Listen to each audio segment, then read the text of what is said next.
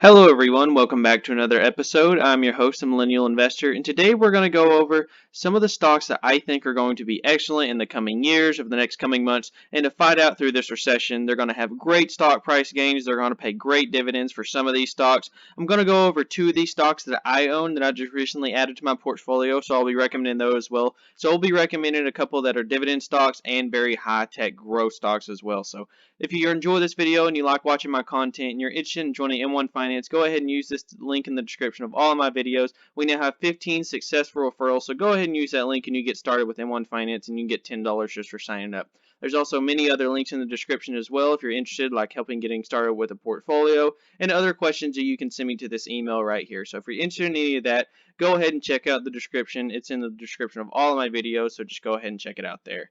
But anyways, to go ahead and get started, the two stocks I want to start off with is WP Carey and Store Capital. Now these two stocks I just added to my portfolio about a week ago. So far on WP Carey I am down 2.63%, and so far on Store Capital I am up 0.32%.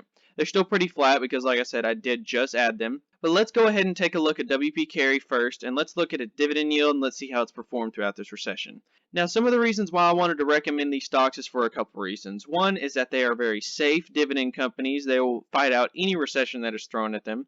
They are both very high yield, and both of them sit at around 6% dividend yield.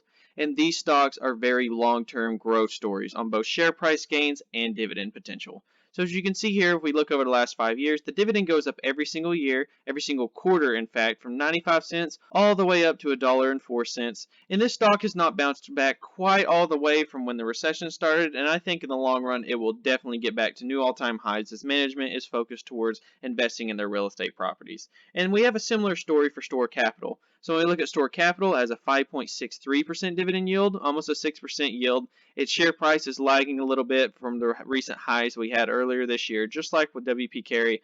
And the 5-year potential for this, by the way, M1 Finance has a little glitch. There's a little empty spot here. They did not skip a dividend. It just didn't show up for some reason. But the dividend has went from 25 cents, raised every single year, all the way up to 35 cents, and it has a 5.63% yield. So what are the two differences between these companies? Well, the first off is that they're both triple net lease real estate investment trust, or REITs. So what is a triple net lease real estate company? A triple net lease, or an NNN lease, is a form of real estate lease agreement where the tenant or lessee is responsible for the ongoing expenses of the property. This includes real estate taxes, building insurance, and maintenance, in addition to paying rent and utilities. So the beauty of all this is that when one of these properties are given out by WP Carey or Store Capital or Realty Income, it's very similar to these two companies, but when WP Carey and Store Capital give out these properties, they are not paying any of the insurance, they're not paying any of the taxes. They basically just provide the building and say, here you go, make it happen.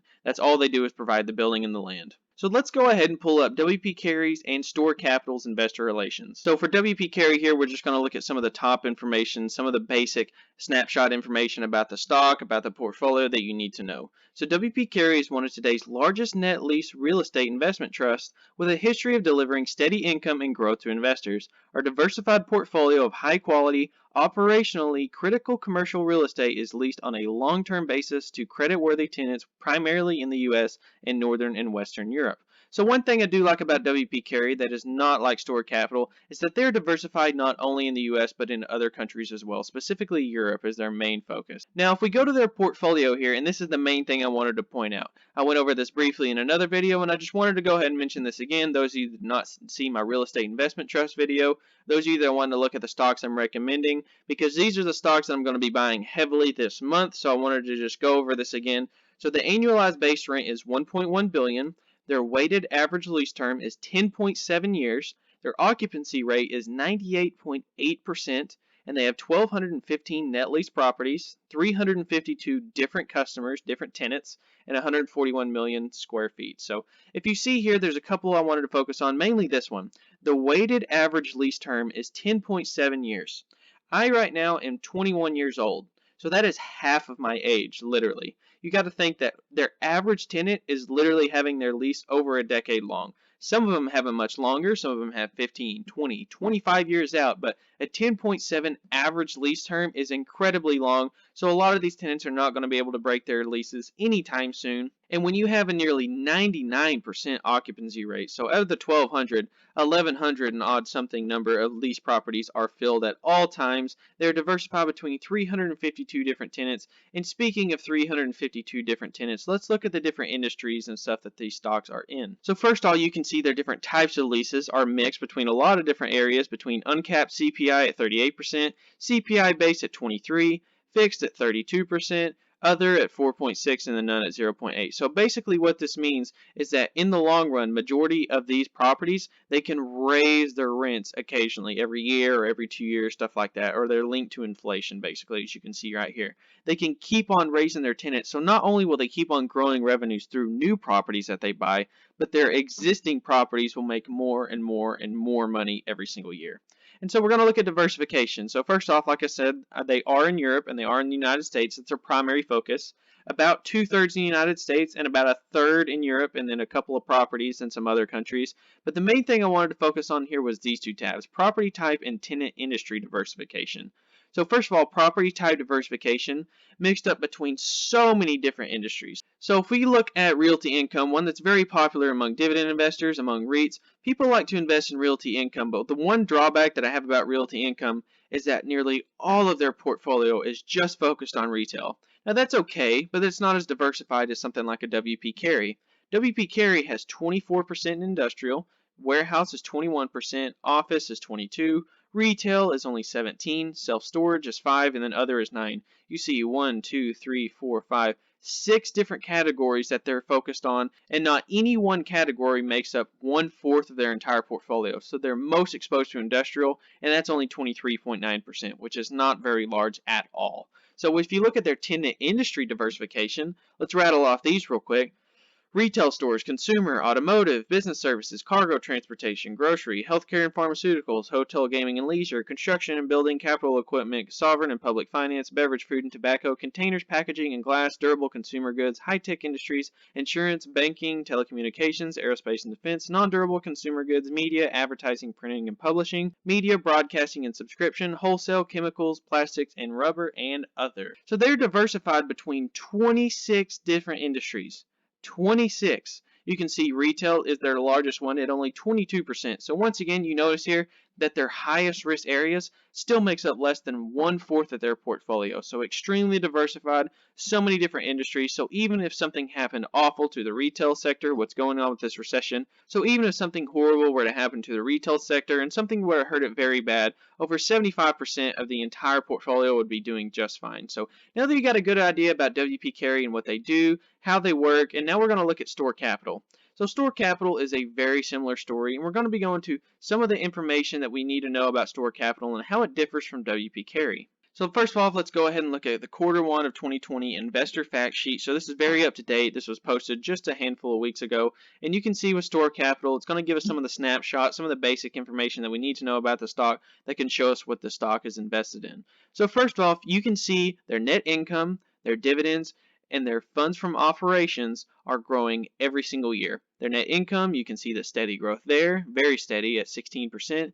Dividends at almost 7% annually, and then funds from operations about 7.5%. So first off, those of you who don't know, the reason why it's called Store Capital is because STORE is an acronym standing for Single Tenant Operational Real Estate. So one of the things that they do with their properties is they're very focused on diversification and very focused on investment grade properties. So as you can see here, the second tab here, we have one of the most highly diversified portfolios of any net lease real estate investment trust. In addition, we deem more than 70% of the lease contracts we hold to be investment grade quality.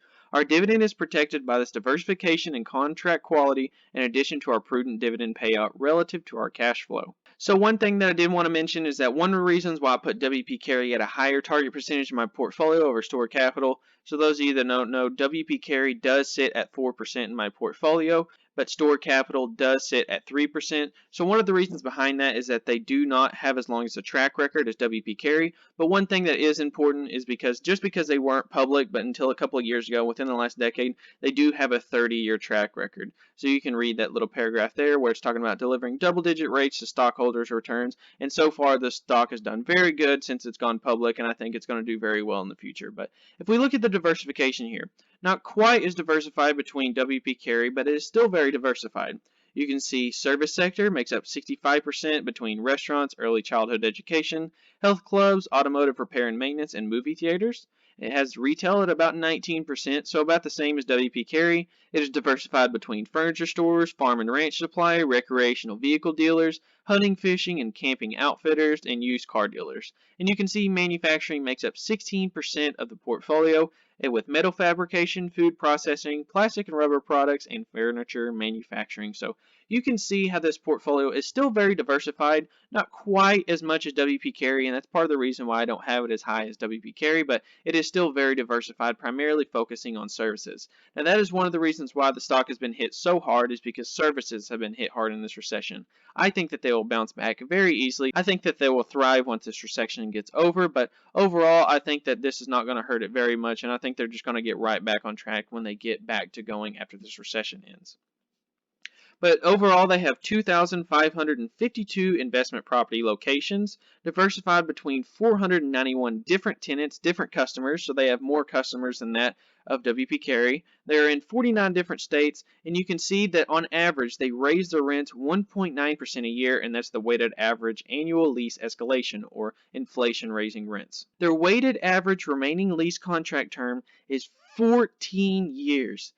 Almost a decade and a half long. An investment portfolio subject to NNN leases is 99%, and they occupy 99.5% of properties as of March 31st of 2020. One more thing, the last tab here, you can see their top 10 customers make up less than 18% of their entire portfolio. So it's not all just one or two companies making up the entire portfolio. So one thing I wanted to point out here, I've kind of made it look towards WP Carey being the better stock over Store Capital, but there's one piece of information that is very intriguing about Store Capital that no other real estate investment trust has as far as I know. So these two tabs right here, virtually all tenants provide financial statements, and every investment is independently appraised. So usually what a lot of real estate investment trusts, when they're looking at their tenants, they mainly focus on their credit score, their credit rating, stuff like that. But one thing that Store Capital does, they don't really so much focus on the credit rating, they focus on their financial statements. So 98% of customers are required to provide their financial statements, and they can look at their annual reports, their balance sheet, all that information like their cash flows and their revenues, their expenses, and they can determine whether or not they're going to be able to pay, whether they're going to be able to afford these properties or not. So that is one thing that I really like about Store Capital, is that they're really innovating and finding a new way to find whether or not that these individuals are going to be safe for owning these properties. So anyways, these are my two REITs that I recommend, and now we're going to get into my one growth stock that I recommend for the long term. So let's go ahead and hit the research tab here, and let's type in NVI, and see we have Nvidia pulling up. So Nvidia is one of my favorite long-term growth stocks. They do have an extremely small dividend, but that's not what we're going to focus on here.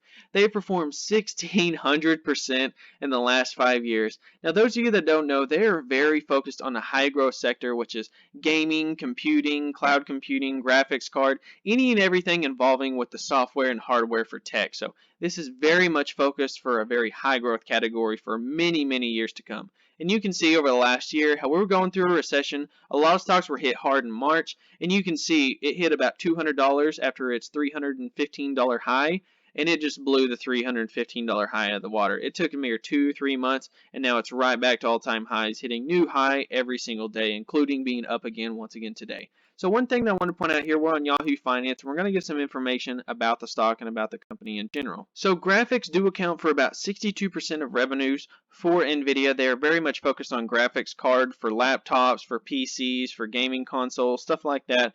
But they do have a very big market in the gaming revenue for like stuff like esports and gaming laptops. They are growing at an incredibly high pace, and there's one category I wanted to point out here.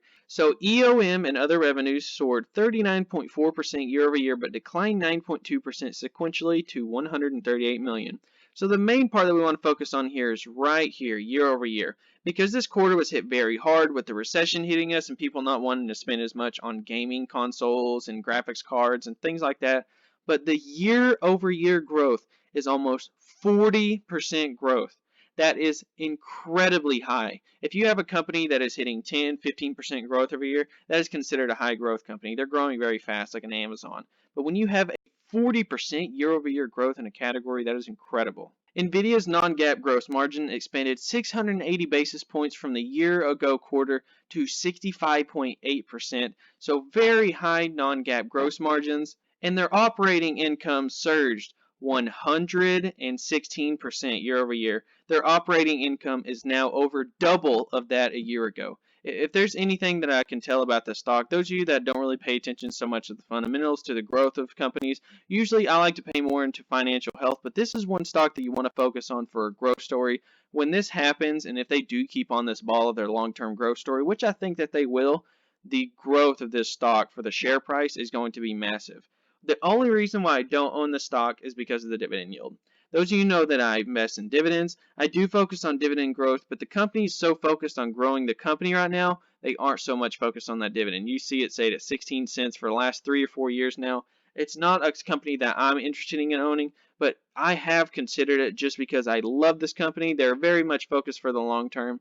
And that pretty much wraps it up, guys, for the 3 stocks I'm recommending this month. Those of you that do use M1 Finance and do not know already, it did announce that they will be changing the morning trade window. Instead of having 10 a.m. Eastern time, they will be changing it to 9:30 a.m. So basically when the market opens. So not a huge change there, but basically the morning trade window is moving just 30 minutes earlier. So you can see it's going to be in your announcements. But overall, guys, if you're interested in using M1 Finance and you enjoyed watching my videos, thank you guys so much. The 15 people now that have used my successful referral link, go ahead and check that out in the description. You can get $10 for getting signed up. Not to mention, in the description of all of my videos, there's lots of other information and lots of other links you can go ahead and check out there. I did just move $25 over to my portfolio, and we're doing very good in the portfolio. Still very much in the green, and we're now up to around $2,600 almost. Today's a little bit in the red, but overall doing very good in the portfolio, and I'll just scroll through my positions so you can see here. This is sorting from worst to best. You can see I am down in my 3 new positions, my very 3 new stocks that I have. But so far, other stocks that I'm owning are doing very good, and we're receiving dividends every single week. And you can see some of the dividends that I've received recently in the last week or so, doing very good. So overall, guys, thank you guys so much for watching. I really appreciate it. If you made it all the way in, leave me a comment down below in the comment section what you thought about this video, any questions you might have for me, and I'll see you next time.